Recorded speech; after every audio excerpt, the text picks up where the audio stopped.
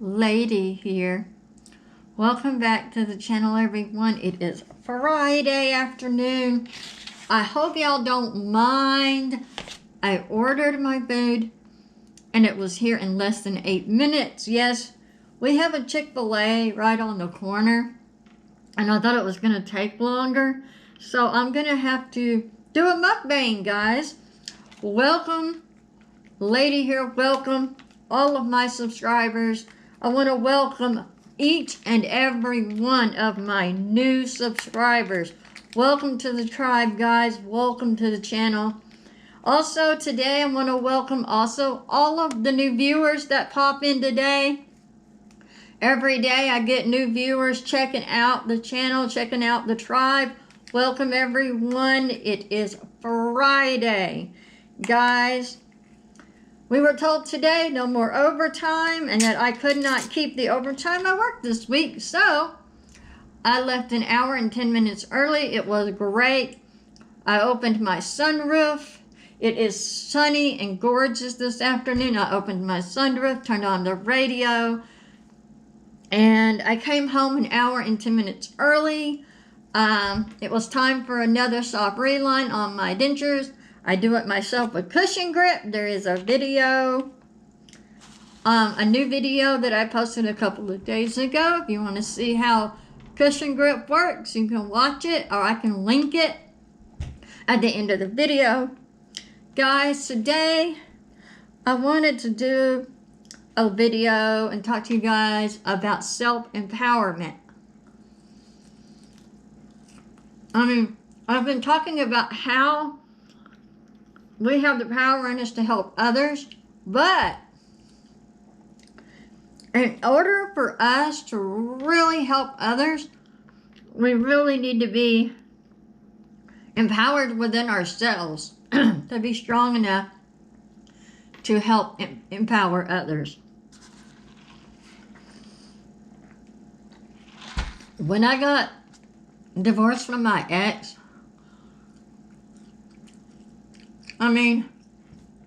keep in mind, I'm a spousal abuse survivor, and yeah, my ex was always telling me, you'll never make it on your own, you'll be back, you won't make it 3 months. Well, that was 2002, guys. Anyway, sometimes when you're put through crazy stuff, I feel like there's a natural instinct that kicks in to empower you. I didn't realize it at the time, but I was doing things to empower myself. One was photography. It's kind of like, instead of empowerment, I needed a powerful outlet. And I started a hobby with photography. For all of you new viewers, I will link my tiny little Facebook photography page. And I'll put the link in the description and you can check it out. Over the years, I have worked for photography studios. I've worked for about 3 of them. I've worked independently, just going around and doing contract work for venues, restaurants, all kinds of events, weddings, parties. I've done some huge like restaurant events and stuff that were really great. I've done a couple of concerts, and it just started as an outlet, as a way, to focus on something, and it empowered me. It was one of the things that empowered me to move forward. When you look to empower yourself, you can read all the self-help books. Each person inside them, the way they empower themselves is going to be different. It really is. You can read books, listen to audio tapes, I read some books. I never really listened to the audio tapes. I did read books. And I just saw it. So many outlets. I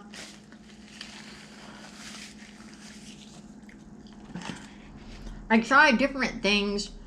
I tried a little bit of art. That didn't work. Photography, that really worked. As a teenager, I wrote a lot of poetry. And my poems were entered into a lot of contests. But before I got divorced, my ex took all of my poem books and he burnt them in the fireplace. I never really wrote again after that. And mostly because it brought back memories of dealing with him and what he did. So I never really wrote again. And then I started to go through, I guess this was a couple of years ago, a spiritual awakening of sorts. Oh my gosh. I now have 3 or 4 different journals of just all kinds of stuff. From my spiritual awakening to the beginning of COVID. Just so much. And it's very empowering to be able just to sit down and write out your thoughts about things, what's happening in your life. If you're having a spiritual journey, whatever it is, write that out. That's empowering. There are different ways to be empowered. And if you believe in God, I promise you, you're being led by God. If you believe in God and you have faith, God is going to lead you through your empowerment, through your journey. He will. He will lead you. He will support you. He will be there.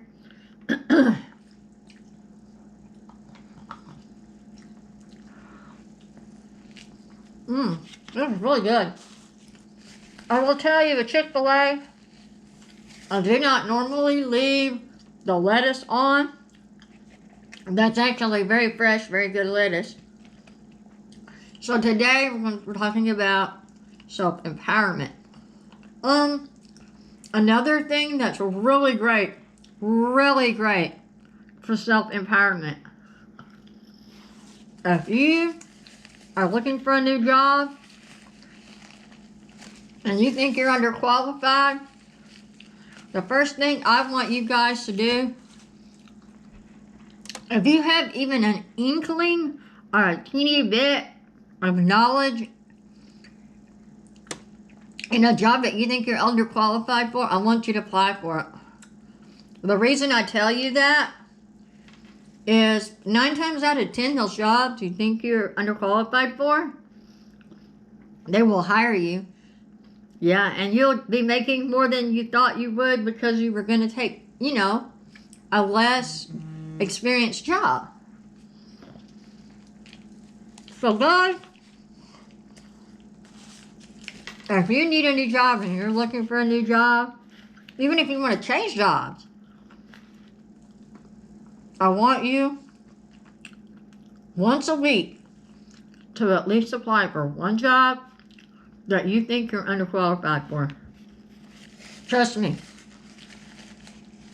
Trust me. You won't regret it.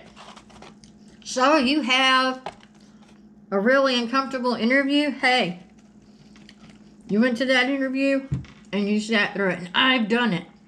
I've applied for a couple of jobs that I thought I was underqualified for. I know the interview sucked, but I went, I did it, and it allows you to see where your level is. Take the next step. You start through that one, and then go to another one. Another thing of empowerment. I want you to, if there's something you've always wanted to do, like painting, drawing, photography, singing, I don't care. Start practicing. If you have never done photography, buy yourself an inexpensive, camera. An inexpensive digital camera. Just start taking pictures, man. I did. And I have had some of the greatest jobs I could ever have with my photography. And when people start talking about your work, that empowers you. It empowers you to sit there and edit for hours and then show everybody an entire album with hundreds of photos. And imagine doing that for a large business. I did that for a large venue twice. It's empowering. And it proves to you can do it. And once you empower yourself, you have more power, more strength, more stamina to go out there and help others. When talking about the needy homesteader, Heather Kahn, I'm over here trying to get people to go and empower her and help her. And I thought, but what about if they are not self-empowered themselves? We need to help these people empower themselves so that they can go and empower others. It's amazing.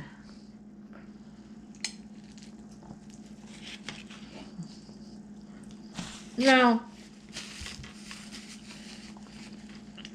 another thing that was very self-empowering for me,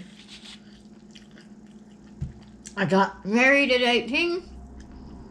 I traveled all over the country, and I was married for 16 and a half years. I had one child. My ex became abusive, and it just kept getting worse. And I was on my own for the very first time in my 30s. My ex was very wealthy. And you know what? I wanted nothing from him. What I did was, this is empowerment, guys. When I decided that I wanted to leave him, I went and I got a job in retail management. I had never been in retail management ever, but I knew I had to make money in order to move. So I became like a front-end manager for Old Navy. And I did that. And I saved money. And when I saved my money, I also started buying my own furniture. I bought my own microwave, my own color TV, my own computer. I just started saving my money for stuff that I would buy later. And I didn't tell my ex what was going on. And then I started having to find a place to put the things I bought. And he found them in the closet. And he said, you'll never make it on your own. You'll be back. You're just wasting your money. This is stupid. All this crap will have to go back to the store. And I want y'all to know, one other way I empowered myself, I moved out on my ex's birthday. Yes, I did. I moved out on his birthday. Ladies and gentlemen, when times get tough, we have to make a way and we have to empower ourselves. I chose not to take a dime from my ex when I left. He had a lot of money. A lot of money. I didn't want any of it. I just wanted my safety and my freedom. And I didn't want my child to have to watch me go through tons of abuse anymore. So yeah, when I left, he did provide me with two things. Well, three things. New mattresses for my bed, a bank account with $200 in it, and a running car. That was all I got from him. Everything else I did myself. I worked two jobs a lot of the times. One time I ended up having to walk to and from work. One time because somebody slashed my tires on my car. And the last time was when the transmission, I think it was a transmission, and it might have been the clutch went out on my car for the last time, and I'd had it. That car was old. And so I just let it sit, took it off the insurance, and I walked to work. Empowering ourselves takes a mindset. And it's important that we find that mindset. And if you need God to help you find that mindset, you pray about it. Because God is with you guys. If you're not a Christian, then you're going to have to pull from your own God source. Do it. Pull from your own God source if you don't believe in God. There has to be some inner fight in there.